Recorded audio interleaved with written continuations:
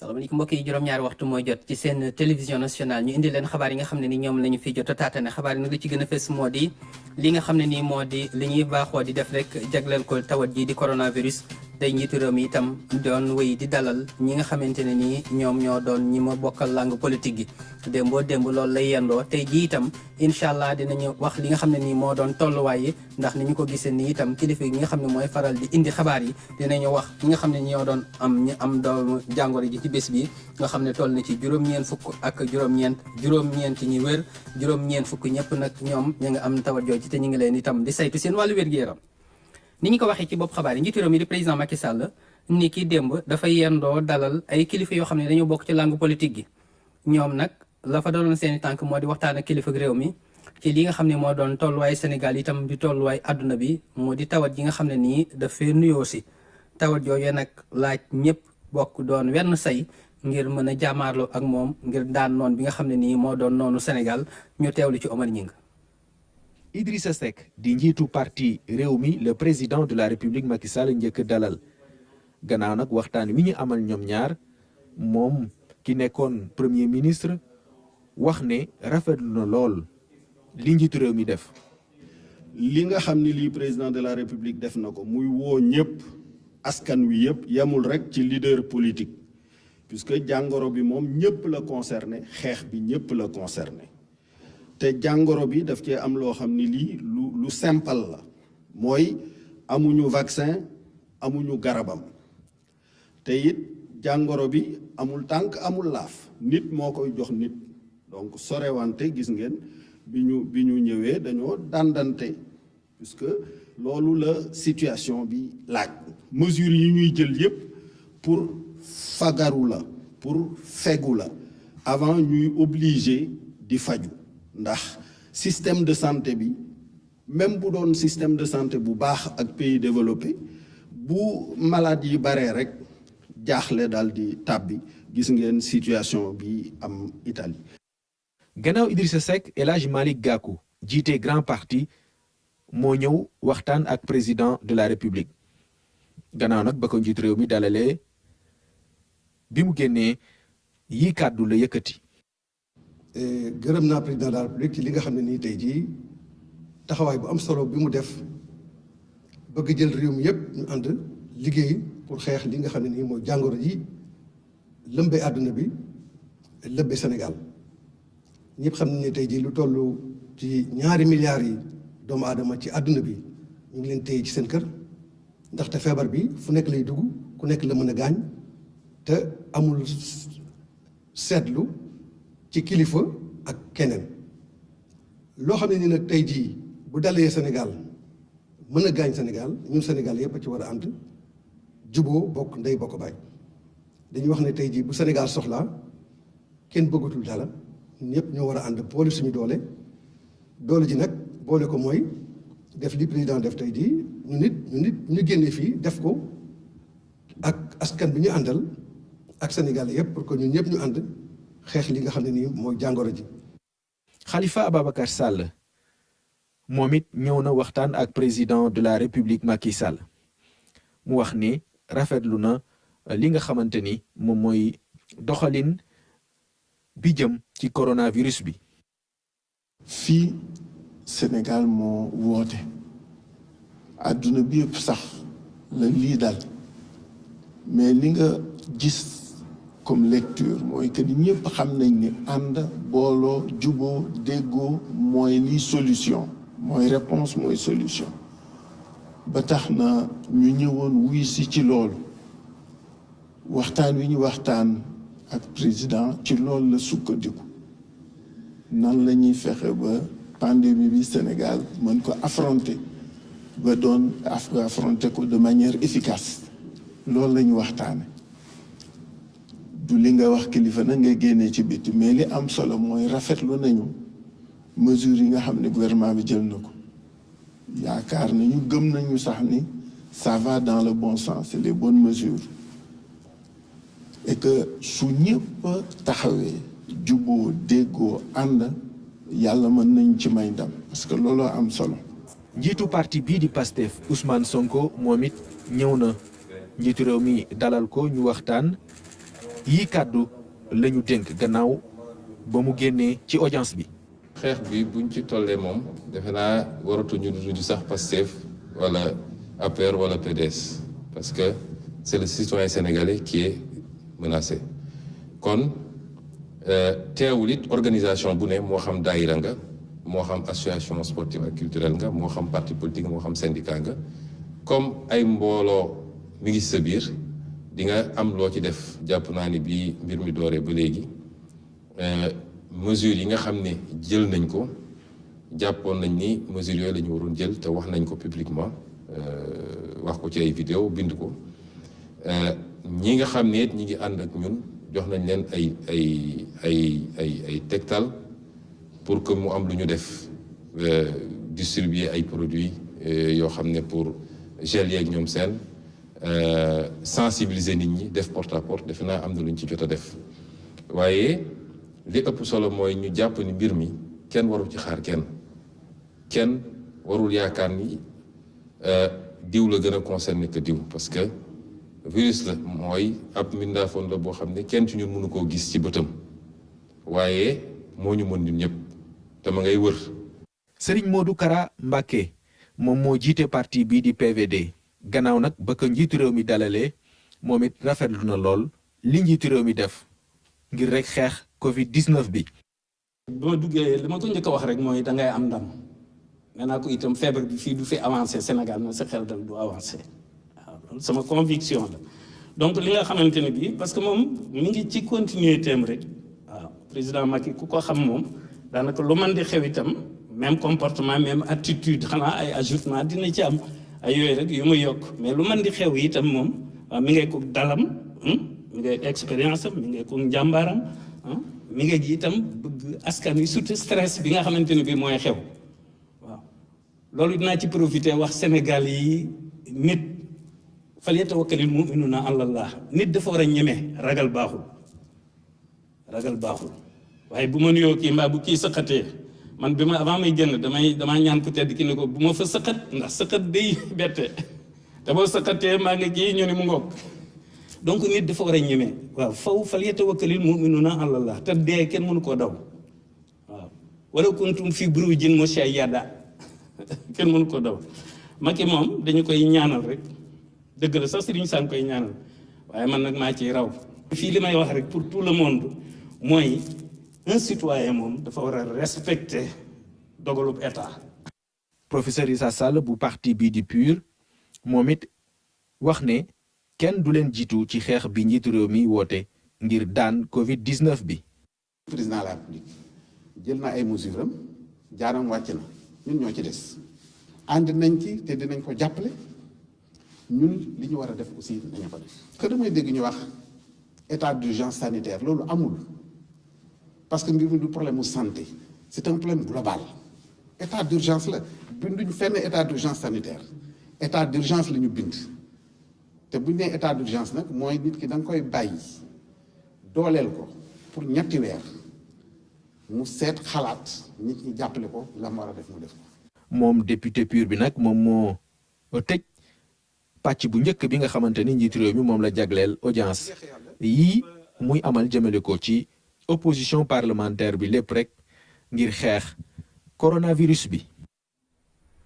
jërëjëf Omar ci ndaje yi sax ci la ñuy des ndax pàcc bu njëkk boobu am na beneen pàcc boo xam ne itam tijji nañ ko looloo waral délégation bi nga xam ne mu ngi baawoo ci maître Abdoulaye Wade nekkoon fi njiitu réew ñoom gisee nañu ak njiitu réew mi délégation ak ki nga xam ne itam moo di njiitu parti bi di FSD/BJ gisee na ak njiitu réew mi ak ki nga xam ne itam moo di njiitu kuréel gi nga xam ne ni moo doon mouvement fekkee ma ci boole ñu teewlu leen ci micro Papa Birame Bigué Ndiaye. rencontré leen monsieur le président de la République ci ndigalu président Abdoulaye Wade secrétaire général national PDS man ak président Cheikh Bara Dolly rencontré nañ ko waxtaan nañu ci waxtaan bu sell waxtaanu ñu gëm seen réew waxtaan ñu bëgg seen réew wax nañu ay mébétam wax nañu ko li ñu président Abdoulaye Wade wax ko mooy que ñu ngi soutenir action yi nga xamante ni moom lay def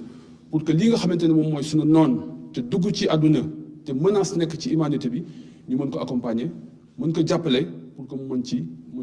rafetlu li tax mu woo opposition bi yëpp opposition parlementaire pour waxtaan ak ñoom ci li nga xamante ni moom lay jël surtout ci moment bi nga xamante ni Sénégal dafa nekk di dund lu métti humanité bi dafa nekk di dund lu métti. sant son excellence le président de la république ci woyefam mais aussi ci xarañam parce que lii mu def nii dafa xam ni tey jii sunu gaal moom moomee ci anam yëpp ndax li ñu jànkoonteel jéggi na dayoo ki soxor jéggi na dayoo ci dégâts yu mën def ci réew mi rafetaay wi gis-gisam ñu koy saluer bu baax décision yi nga xamee ni jël nañ ko méngoo naag décision yi nga xamee ni un chef d'État ci condition yu mel nii war na ko jël ngir askanam c'est important te doomu Sénégal bu nekk war na xam ni moom mi jiite ci bopp réew mi bu doon a sagoom laa defee lii du mos a yegg ci Sénégal waaye comme yegg si na foog ñu fàggu fegu ni ñuy fàggoo fegu ci loo xamee ni gisuñu ko te li ñu xam ni moo ñu si musal ñu bañ a dajaloo ci ay di dankalikoo ci ay mbooloo ñuy moytu di nuyoo yooyu yëpp du ay décision am xam-xam la boo xamee ni kër docteur moo ko indi digale ko ci àddina bi yëpp. man nag dañ ma yebal te ñi ma fi teewal mun naa ni mooy opposition bi yëpp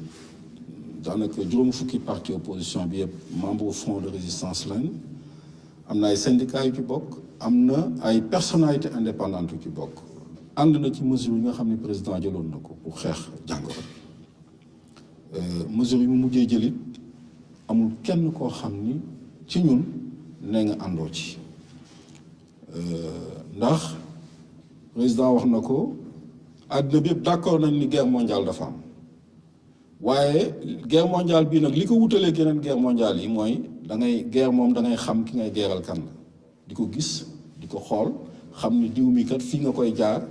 waaye ñun dañuy guerre ak loo xam ni mënuñu ko gis bët mënu ko gis te it fu ko neex ku ko neex mu dugg fu ko neex mu duggee nit te bu xasee ba dugg nit amagul lu koy saafara. ñëpp xam nañu Sénégal benn bopp la kenn mënu ko xaar mu doon ñaar réew mi ak lu ci mën a nekk ci politique ak ci xëccoo ak ci ŋaayoo ci yenn kàddu yi waxtu bu ñu nee Sénégal rek Sénégal yi yëpp ay taxaw nekk benn jànkonteeg jafe-jafe yu réew mi di am moo tax bu président wootee ñun waa Benno Bokk Yaakaar dañ ci kontaan lool xam ni loolu mooy yoon bi boobu ba tey ñu ngi suivre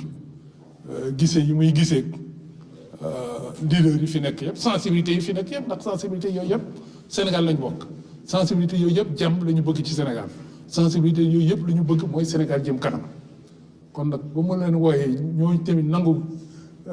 woote bi ñëw wuyu si ko ba ñu waxtaan ñu jënd seede bu rafet ci waxtaan yi waxuñu ni léegi dañu bokk ci coalition au pouvoir mais dañu wane ni Sénégal moo tax ñu wuyu si. président mi ngi def liggéey bu am solo ñun bépp sénégalais foo mën a ne na nga def liggéey bu am solo ndax président de la république Macky Sall waxam jéggi na Sénégal leadership am tax na ba lépp lu mu def dañ koy wax fépp ci monde bi am ñu koy roy kon nag Sénégal tey comme ni ma ko waxee bu ñu booloo lu ñu song daan ko te li ma gis fii tey ak taxawaay bi mu taxaw depuis bi liy jëwee dal suñu kaw moom mooy nit ñi booloo nañ ci l'essentiel ñu ngi koy encourager di ko jàppale waaye dama ni woon sax duma ci yegsi ngir dañu nekk ci période sensibilisation waaye xam ngeen ne que lii dafa am ay répercussions yu muy am ci wàllu koom-koom ci wàllu doxalin loolu tax ci sunu casquette yi nga xam ne que yàlla jox nañu ko parce que ñu ngi fi taxaw ci wàllu politique waaye bu leen réeree mbir ne que dañu am mouvement politique waaye aussi nekk leader d'opinion nekk aussi patron ci wàllu média doon artiste aussi ñu rafetlu taxawaay bi nga xam ne que président bëgg na ko taxaw pour jàppale secteurs yi nga xam ne transport ci la bokk waaye culture ci la bokk événementiel ci la bokk presse ci la bokk média ci la bokk di wax ne que loolu lu am solo la te ñi ngi koy rafetlu bu baax a baax a baax ndax boo seetee secteur culturel bi tey ji nii événement yu bare taxaw na loo leen ci gis ci secteur culturel bi muy tableau yi muy galerie yi muy orchestre yi dafa am ay nit yu nekk ci ginnaaw di ci liggéey ñooñu tey depuis bi lii xewee lépp taxaw na te booleeg ñu ngi jëm ci koor gi donc dafay gën a gudd. ba tey ci loolu nga xam ne nii moo doon gisee bu kilifa réew mi doon gisee ak yenn kilifa yoo xam ne itam dañoo fare ci langue politique yi te itam nekk ci pencum ndaw réew ma Aboubacry Kane moom am na tënk goo xam ne tënk na ko ba noppee rafetlu daanaka booloo gi kilifa yëpp booloo ngir itam xam ne lii nga xam ne nii moo doon ittey Sénégal ittey ñoom ñëpp la mu rafetlu ko ñu teewlu ko ci. mu doon woote bu njiitu réew mi woo ñi nekkee ci langue politique bi rawatina ñi féete ci opposition bi te ñu am ñi leen teewal ci pencum ndaw réew mi mbobet bi doon fexe ba ñëpp joxe seen kàddu ci xeex ba mu sumb ñeel mbas mii di coronavirus. dañ ko ci war a gunge parce que ci njëlbeen si suñu bopp sax waxoon nañ ne affaire yi ñuy yokkoo nii li ñuy wax confinement war nañ koo xalaat bu baax a baax bon mais yombul parce que Sénégal ñu ci bari ci ñun dañuy dund au jour le jour donc loolu ak organisation discipline bu mu laaj xam nañ ne yombul léegi nag su nekkee jël nañu ay matukaay yoo xam ne ñu ngi permettre effectivement ñu jëm ci loolu transport interrégionaux par exemple ak yu mel noonu eh bien dañ leen di appuyer suñu responsabilité la daanay faral di wax ne politique amul sens su nekkee mënuñoo am lu ñuy wax courage patriotique politique amul sens su nekkee mënuñoo am sens de la grandeur. tey Sénégal kenn amatul lu dul benn xalaat mooy xeex ak jàngoro ji nga xam ne moo fi nekk te jàngoro jooju di suñu noon tey jii nag nga xam ne ci la Sénégal soxlaa boppam doomu Sénégal yëpp nekk war a nekk benn président de la République tey wane na ni mooy le père de la nation tey wane na taxawaayu njiitam ñun itam wax dëgg yàlla ñu war a nekk ay gor yoo xam ne dinañ ko wuy si mais duñ ko wan rek suñu takk ndeer dañ koy wuy si ak suñu xol wuy si ko suñu détermination wuy si ko li ñu mën. ñi wuy si woote bi yëpp di rafetlu doxalinu njiitu réew mi ñu fas yéene itam jàppale ko ci décision yi mu fasal ngir faggu ak fagaru. bu réew mi tollee fii réew mi moo soxla yàlla def mu am ku ko jiite. kooku am état d'esprit boo xam ni aussi ak xalaat bu rafet woo ñëpp boole leen ci mbir mi loolu du ñu mënul def lu rafetlu ko di ko encourager ci lu mel noonu. rafetlu naa itam ni nga xamee ne noonu la taxawee ci bi mbir mi xewee ba tey parce que lees ci war a waxtaane rek waxtaane na ko ak ñamu ca war a waxtaanal ba mbir mi yegg si fii tey loolu rafetlu naa ko rawatina nag tey bi nga xamee ne recevoir na leaderu opposition loolu rafet la te yaakaar naa bu ñu ci continuer dinañu mën a taxawal li tubaab di wax un vaste front contre la pandémie maanaam likkaloo boo xam ne ñépp a koy likkaloo pour ñu mën a jàkkaarloo ak mbas mi. ñenn ñi di kañ mesure yi nguur gi jël jëm ci sénégalais yi nekkee ci bitim réew suñu diaspora bi jànkonteel ak jafe-jafe ñeel confinement di toog biñ leen di toogloo ci seen kër yi. la diaspora suñu ay njaboot ñoo fa nekk xaw nañu jaaxle nag ndax situation bi ni mu demee en Italie. En Italie, il y a 1,2 million Sénégalais. C'est la plus grande immigration après la Côte d'Ivoire. Et c'est là où les gens sont les plus atteints. ci jamono ji nag Sénégal soxloo doomam yépp bu réew mi soxlaa nag ñépp war a booloo doon benn nekk ci ginnaaw njiitu réew mi ci xeex bi mu sumb ñeel Covid-19. ñépp danañ ànd ak moom ndaxte bi li amee dafa am ouverture d'esprit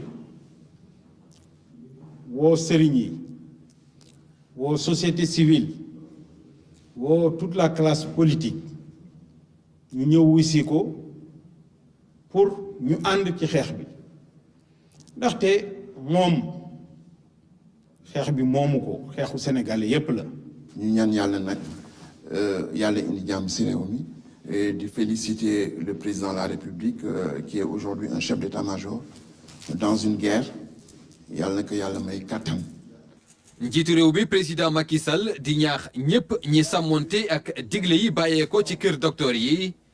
ñu fexe itam ba moytu tere yi rawatina ci contexte état d'urgence ak couvre-feu nit ñi war a toog nag ci seen kër yi. jërëjëf Aboubacry ci tawat jooju tey ji tollook ñaar fukki fan ak juróom ci weer wi ñu ne lu tollook fukki nit ak ñett am nañu tawat jooju di doomu jàngoro jooju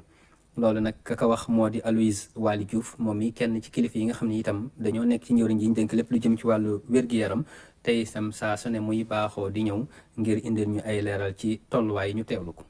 mercredi 25 mars 2020 bi nga xam ne ministère de la santé moom la jagleel askan wi ci 142 tests yi nga xam ne def nañ ko fukk ak ñett ñoo ñëw positif ci fukk ak ñett yooyu juróomi cas ay cas importé lañ mooy cas yi nga xam ne nit ñi dañ nekkoon bitim réew ñëw Sénégal ak juróom-ñetti cas yoo xam ne suñu service yi ñu ngi leen doon suivre mooy cas contact yi ñu ngi leen doon suivre donc di leen prélever systématiquement benn malade bi nga xam ne dañ ko hospitalisé woon fii ci Fann service maladie infectieuse et tropicale contrôlé nañ ko ñaari yoon mu négatif donc déclaré nañu ne kooku wër na dina génn ci waxtu yi ci topp suñu malade yi nga xam ne ñu ngi leen di toppatoo ci Dakar Touba ak Ziguinchor seen wërgu yaram mu ngi jëm kanam ci bésu tey dalee ko 2 mars bi nga xam ne ci la ñu am suñu cas bu njëkk 99 cas déclaré nañ leen positif fii ci Sénégal ci 99 cas yooyu 9 yi wër nañu ba ñibbi seen kër 90 ñoo des léegi ci salle d'hospitalisation yi ministère de la santé et de l'action sociale mu ngi dolli di ñaax askan wi ñu topp tegtal yi nga xam ne ñoom leen di jox pour aar seen bopp. kooku di Aloyse Waly Diouf di kenn ci njëwriñ ji ñu dénk lépp lu jëm ci wàllu wér-gu-yaram koy moo xam ne lu tollook juróom-ñeent fukki nit ak juróom-ñeent am nañ doomu jàngoro ji juróom-ñeent yi faj nañ leen ba ñu wér ba ñu dellu seeni kër juróom-ñeent fukk yi ña nga ca lalu lopitaan yi ñuy saytu seen wàllu wér-gu-yaram nee nañ itam xel mën naa dal ci seen wàllu wér-gu-yaram googu noonu itam nee na li nga xam ne nag moo doon ndénkaane ak itam saytu goo xam ne itam wax nañ nit ñi ñu koy moytul li nga xam ne moo doon tere yi nañu fexe ba mën a sàmmonte ak moom loolu soññee na ci li nga xam ne moo doon wàllu woo itam ku nekk xam ne ni ñiy dem ak a dikk te ñu yor oto yi moo xam oto yu mag yi la moo xam itam oto yu ndaw yi am na lu ñu leen gàll ngir ñuy war di doxale noonu lim ba ñu doon yëpp ñu wàññi ko ba am loo xam ne itam noonee la war a toll te itam yoon tëral ko Saliou Seck nag demoon na seeti leen ñu teewlu ko. rond-point Liberté 6 fii nag la kalando yu bëri di dajaloo fii nag lu ñu fi nemmeeku mooy tey jii bëriwul nit ñi nga xam ne nii fekk nañ leen fi ñoom ñu ngi toog ci biir oto bi ñoom sax seen toogin bu rafet lañ fi toogee amul surcharge lii nag ñi nga xam ne nii ñoom ñooy dem ñoom rafetlu nañ ko bu baax. mais loolu lu baax la rek parce que kaaraange lay yokk suñu dëkk ak sécurité bi nga xamante feebar bi nga xamante ne mi ngi si dëkk bi ba pare te lu ñuy gën a gis mi ngi gën a law te kenn amagul solution bi yoon la tamit président génn def ci lii moo ci def tamit quoi ñu ngi koy rafetlu bu baax sax. li jëwriñ bi yor wàllu dem beeg dikk bi jël nag lu ñu nemmeeku mooy chauffeur yi ñoom respecté bu baax ñoom ne ne lii seen wér-gu-yaram sax da cee wekku. état lu mu def c'est très normal nit ñi fagaru moo gën ñu dem ba ci biir ñu naan état waroon na jël mesure nanga noonu fekk état def na ko fi mu ne lii nag ñu bëri nit ñi dañ ko wax état bi lu mu def nii ak nii nangam fekk li ñuy def xam nañ ko la mu wax rek parce que bu demee ba jéggi day fi mu ne nii dootu neex a lijjanti ci kenn du ko mën a faj lu amul garab moom kenn xam fu mu jógee ba waa ji pay dee te jaru fii respecté nañ ko parce que nguur gi li mu wax suñu intérêt la te nguur gi moom lu ñu ne ñu def ko rek dañ koy def parce que mooy li gën ci ñun ñëpp. Baye Fall nag moom bokk na si ñi nga xam ne ñoom ñoo jiite garage bi moom nag tey liggéeyam mooy fexe ba chauffeur bu fi yebee rek respecté li nga xam ne nii jëwriñ bi yor wàllu dem beeg dikk bi jël na ko lu ñu nemee ko nag mooy yëfi mu ngi dem ci anam yi mucc ayib. dama fay taxaw di wax ak ñoom lu ma wax tamit ñoom ñu nangu ko. clients yi tamit maa ngi leen di sant. ndax bu leen neexul mën nañu buuxoon teg man ci li may teg mais dañoo ñëw nangul ma ñoom it ci li nga xamante ni moom laa leen di wax ñu yéeg. li nga xam ne nii jëwriñ bi jël na ko soxal na tamit ñi nga xam ne ñoom ñooy dawal taxi yi li ñu nemmeeku sax ñoom tamit respecté nañ ko bu baax. baax na de lu ñu indil jàmm rek baax na te lu ñu indil jàmm rek baax na waaw bien sûr wax dëgg yàlla. c'est normal parce que feebar bee tax daal waaw même loolu mooy yoon man ay ñaar nit rek laa yëpp ñaar nit benn nit rek moom laa yëpp soo ba léegi. tey nag fii ci Dakar li ñu nemmeeku mooy dem beeg dikk bi yomb na trop li ñu nemmeeku sax mooy chauffeur yi ñoom respecté nañ décision bi nga xam ne nii jëriñ wér wàllu dem beeg dikk bi jël na ko. loolu nag solo si mooy fexe ba chauffeur yi léegi duñu surcharge ñetti nit rek la ñuy jël ci seen oto yi lii nag mu ngi soxal ñi nga xam ne ñoom ñooy dawal kando yi ak taxi yi. jërëjëf Saliou Seck fi nga xam ne moo doon dëkk bu tedd bi di Touba Serigne Mouhamadou Mountakha am na lay leeral yoo xam ne itam indiwaat na ko ci li nga xam ne moo doon julli yi ca dëkk bu tedd boobee Ibrahima Mbuub nag ba gannaaw ba kilifa yi dajee ba am lu ñu tënk Ibrahima Mbuub indi na ci ay leeral ñu teewlu ko. Sëriñ Mbàkke Abdourahmane di imaamu Ndaam moo xamle ndigal li jóge ci sëriñ Muntaxa Basiru Mbàkke xalifa général kullu murit kilifa gi sàkku ci taalibe yi ñu bàyyi di dajaloo ci jumaa yi ak jàkka yi ci jamono boo xamee ni jàngoro yi coronavirus ji mi ngi gën a law ci réew mi ngi ñaan ñëpp ñu moytu di fagaru ni ko waa kër docteur santaane ngir mbas mi wàññeeku jeex ci réew mi sëriñ Muntaxa Mbàkke joxe ndigal ngir taalibe yi toog seeni kër amalee fa julli juróom yi ak julli ajjuma nodd dina jib ci jumaa yi waaye jarul kenn di dem di julli ci mbooloo ci jumaa yi Tuubaa ju mag ji fukki nit ak ñaar rekk ak imam bi lañu may ñu teewe julli gi sëriñ Muntaxa Mbàkke sàkku ci taalibe yi ñu jëfe ndigal li te jàppale waa kër docteur yi def seen kéem kàttan ngir xeex ak feebar bi ginnaaw sëriñ Mbàkke Abdourahmane am na yeneen kilifa yu jël kàddu ñaan taalibe yi ñu def lu dëppoo ak li xalif bi santaane taxam ni ndénkaane yi ak ndigal li wuutewul benn yoon ak li lislaam jàngale te santaane ko ci jamonoy mbas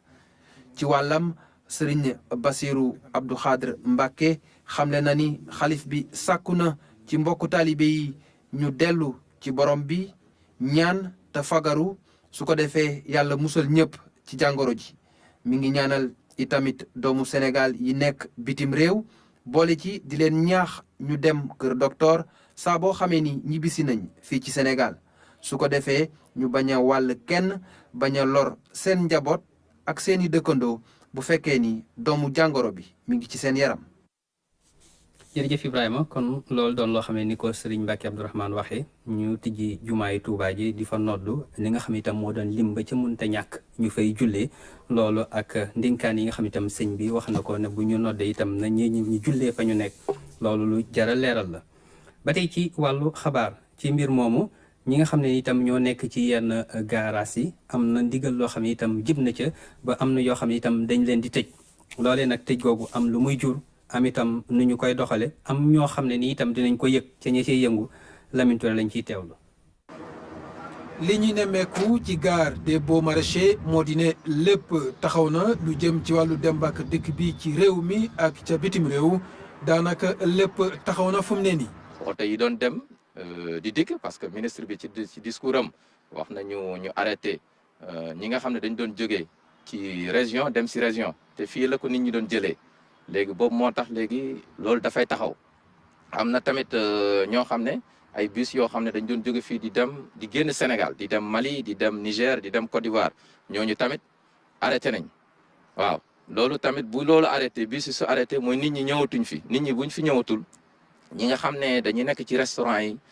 nekk doon liggéey ci boutique yi ak banque yi ak assurance yi ak yooyu ñoom ñëpp tam dañuy taxaw. ci biti nag alkaati yi ñoo ngi wéy di organiser tataay maanaam gën a organiser secteur bi ca Colobane li nga xam ne mooy transport bi ni mu meloon daanaka melatu ko barab bi bëriwul ay clients chauffeurs yi nag ñoo ngi wéy di respecter li nga xam ne moom la ñu santaane ci jamono bi ci wàllu dem ak dikk bi. stade maa ngi nii bu ma yebee nii bu ma demee damay gaar sama oto wekk samay batterie denc bu ndee ba nga xam ne xool nañ affaire ban bàyyiwaat. ah bu ñu mënee dimbaliwaat ba nga xam ne delluwaat nañ si kii bu nekkoon ñu mën a dema delluwaat suñu liggéey moom kay ñaan yàlla yemale ci feebar bi ndax nit ñi ñëpp xam nga dañuy so mun gaare suñu oto moom fi mu tey amatuñ lu ñu lekk ñun dañuy daal di gaare dootoo xam nooy def tëdd sa kër. 20 personnes yi xam nga 20 personnes bu ñu duggee ci oto buy de yëpp 40 places c'est que dina am distance seen diggante duñ nangu kenn ku jigéen ñoo morom ma même boo leen bokkee ndey ak baay itam dañ leen séparé. au niveau nag impact moom wax dëgg yàlla laal nañu waaw bu ñu waxee dëgg rek laal nañu ñoo ngi gëstu nag chef d'État pour mu jàppale ñu ci mbir moomu. ci booru Tata yi ñoo ngi gis ne am na changement bu am solo fukk ak ñaar passager la oto yi di yebe léegi. bus yi ak taxi yi dañoo yemale place yi ak nit yi ciy dugg te ci biir bus yi dañu bëgg sax nit yi respecter distance su 1 mètre bi nga xam ne nii moom la ñu wax ne mooy permettre wàllante bi bañ cee am.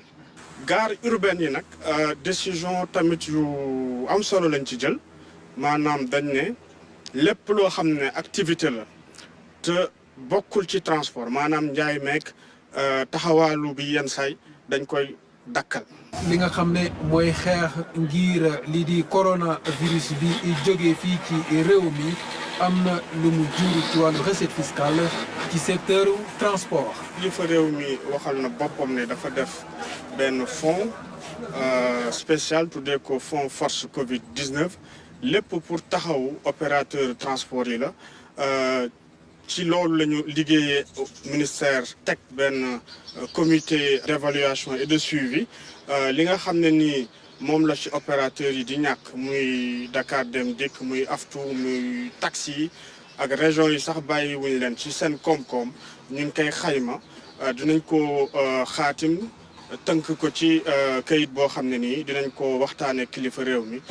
ngir bañ oto manqué jamono bi ci Ndakaaru oto yi daan daw ci dëkk bi daanaka ñooy daw ba léegi fii ci Ndakaaru. jërëjëf Lamine jërëjëf itam mbokk yi ci teewlu bi loolu moo doon li fi ruusoon ci la xabaar dëppoo li ñu cëloon ci àll waxtu li ñuy def moo di leen ñaanal gàllu mu ci géeju xew.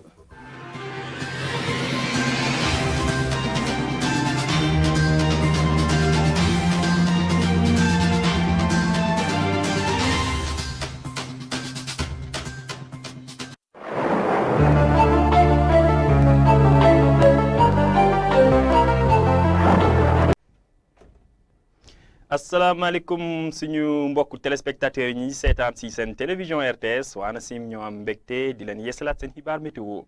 li gën a fës si xibaar bi mooy seddaay bi ñu nemmeeku si biir dëkk bi wante tàngaay bi moom dina des si digg dëkk bi ak si bët saalum réew mi asamaan bi moom dina leer bu baax a baax a baax ñu xool suñu image yi satellite suñu naataal satellite bi dinañu woon ne que suba asamaan bi dina leer bu baax a baax wante nañu am ay tuuti niir yi wàlliyaan si bët gànnaar réew mi nañu am tamit ay niir yi wàlliyaan si bët saalum réew mi suñu demee tey si guddi bu dem ba suba si nañ gis ni que seddaay bi dina fi des seddaay bi fu mu gën a fësee mooy si bët gànnaar réew mi ak si tefes bi suñu xoolee dëkkuwaay yu mel ni Mbour nañ fa am fukki degré ak juróom-benn mooy température bu gën a wàcc bi nga xamante ne ñuy am si guddi gi Dakar dañu am fukki degré ak juróom-ñett Ndar nañ fa am fukki degré ak juróom-ñaar suñu xuusee biir dëkk bi si digg dëkk bi Louga ak Linguère foofu nañ fa am fukki degré ak juróom-ñett